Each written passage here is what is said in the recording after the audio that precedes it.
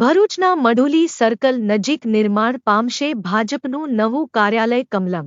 પ્રદેશ ભાજપ અધ્યક્ષ અને કેન્દ્રીય જળ શક્તિ મંત્રી સી.આર. પાટીલના હસ્તે ખાતમુહૂર્ત કરાયું. ₹6.5 કરોડના ખર્ચે અત્યાધુનિક કાર્યાલયનું નિર્માણ કરાશે. ભરૂચના મઢુલી સર્કલ નજીક ₹6.5 કરોડના ખર્ચે નિર્માણ પામનાર ભારતીય જનતા પાર્ટીના નવા કાર્યાલય કમલમનું પ્રદેશ ભાજપ અધ્યક્ષ અને કેન્દ્રીય મંત્રી સી.આર. પાટીલના હસ્તે ખાતમુહૂર્ત કરવામાં આવ્યું હતું. ભરૂચ જિલ્લા ભારતીય જનતા પાર્ટી દ્વારા નવા મધ્યસ્થ કાર્યાલય કમલમનું નિર્માણ થવા જઈ રહ્યું છે. ભરૂચની મઢુલી સર્કલ નજીક આધુનિક કાર્યાલય નિર્માણ પામશે. ત્યારે આજરોજ ગુજરાત પ્રદેશ ભાજપના અધ્યક્ષ અને કેન્દ્રીય મંત્રી સી.આર. પાટીલના હસ્તે ભાજપના નવા કાર્યાલયના મકાનનું શાસ્ત્રોક્ત વિધિ અનુસાર ખાતમુહૂર્ત કરવામાં આવ્યું હતું.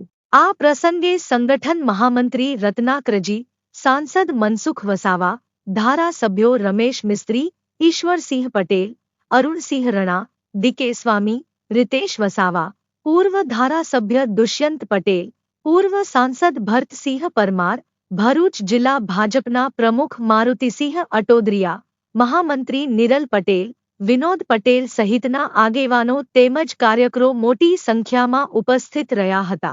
વડાપ્રધાન નરેન્દ્ર મોદીના માર્ગદર્શન હેઠળ દેશના મોટાભાગના તમામ જિલ્લાઓમાં ભાજપના નવા કાર્યાલયનું નિર્માણ કરવામાં આવી રહ્યું છે. ત્યારે ભરૂચમાં 20,000 સ્ક્વેર ફૂટમાં ₹6.5 કરોડના ખર્ચે ભાજપનું નવું કાર્યાલય નિર્માણ પામશે. પ્રદેશ ભાજપનું જે કાર્યાલય છે એ થીમ આધારિત અત્યાધુનિક કાર્યાલયનું નિર્માણ કરવામાં આવશે. રિપોર્ટર કેતન મહેતા, ભરૂચ.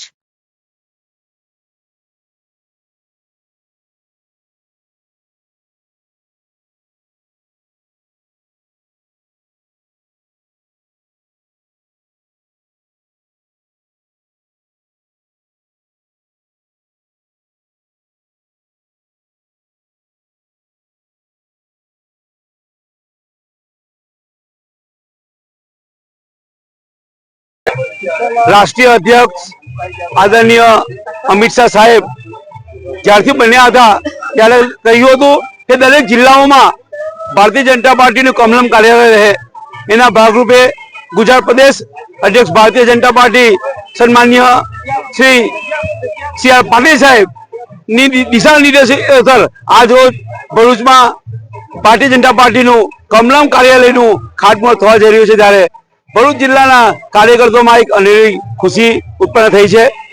સૌ કાર્યકર્તાઓ ભારતીય જનતા પાર્ટીનું કાર્યાલય એટલે કે મારું પોતાનું ઘર બની રહ્યું હોય એ ઉત્સાહથી અહીંયા ભાગ લઈ રહ્યા છે. કેટલા કરોડના ખર્ચે આ કાર્યાલય બનશે? આશરે 6 થી 6.5 કરોડના ખર્ચે આ કાર્યાલય બનવા જઈ રહ્યું છે. અદ્યતન કાર્યાલય ભારતીય જનતા પાર્ટીનું કમલમનું બનવાનું છે. ગુજરાત પ્રદેશની જે પ્રમાણે ડિઝાઇન હોય છે તે પ્રમાણે કાર્યાલય કમલમ બનવા જઈ રહ્યું છે. 20,000 સ્ક્વેર ફૂટની આ કાર્યાલયની જગ્યા છે. નમસ્કાર. ભારતીય જનતા પાર્ટીના કાર્યાલયનું નિર્માણ કરવા માટેની એક યોજના આખા દેશમાં માનનીય પ્રધાનમંત્રી શ્રી નરેન્દ્ર મોદી સાહેબે એની કલ્પના કરીને એને સાકાર કરવા માટેના પ્રયત્નો શરૂ કર્યા. પૂર્વ રાષ્ટ્રીય અધ્યક્ષ અને હાલના ગૃહમંત્રી આદરણીય શ્રી અમિતભાઈ શાહ સાહેબ જ્યારે રાષ્ટ્રીય અધ્યક્ષ હતા તેમણે આખા દેશમાં લગભગ 700 જિલ્લાઓમાં આ કાર્યને ખૂબ જોરમાં આગળ ચલાવ્યું હતું અને આખા દેશના કાર્યાલયો બને એના માટેના સફળતાપૂર્વકના પ્રયત્ન કર્યા હતા.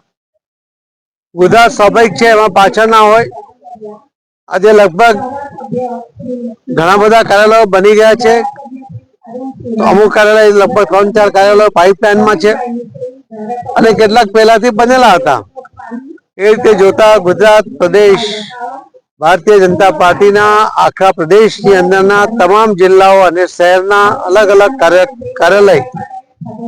કાર્યકર્તાઓ અને લોકોની સાથેના સંબંધો જળવાઈ રહે, એનો સંપર્ક સહજતાથી થાય એની કાર્ય યોજનાને બનાવીને એને આગળ વધારવા માટે આ એક માધ્યમ બને એના માટેના આ વિશાળ કાર્યાલયો જે રીતે પાર્ટીની કદ વધી રહ્યું છે, પાર્ટીના કાર્યકર્તાઓની જે તાદાદ વધી રહી છે જોતા એક સરસ તમામ સગવડવાળા અને સાદગીભર્યા કાર્યાલયોનું નિર્માણ થાય એવો જે માનનીય પ્રધાનમંત્રી શ્રી મોદી સાહેબનો આગ્રહ હતો એને સાકાર કરવા માટેનો પ્રયત્ન કાર્યકર્તાઓને સાથે રાખીને થઈ રહ્યો છે. આજે ભરૂચ જિલ્લાનું આ કાર્યાલય માટે ભરૂચ જિલ્લાના ભારતીય જનતા પાર્ટીના અધ્યક્ષ શ્રી મારુતિસિંહજી, સાંસદ શ્રી અમારા મનસુખભાઈ વસાવાજી, સૌ ધારાસભ્યશ્રીઓ, સૌ આગેવાનો, હમણાંના પૂર્વના જવાબદારી સંભાળતા તમામ લોકોએ સાથે મળીને, કાર્યકર્તાઓ સાથે મળીને આ નિર્માણ કાર્ય શરૂ કર્યું છે અને ખૂબ સમયસર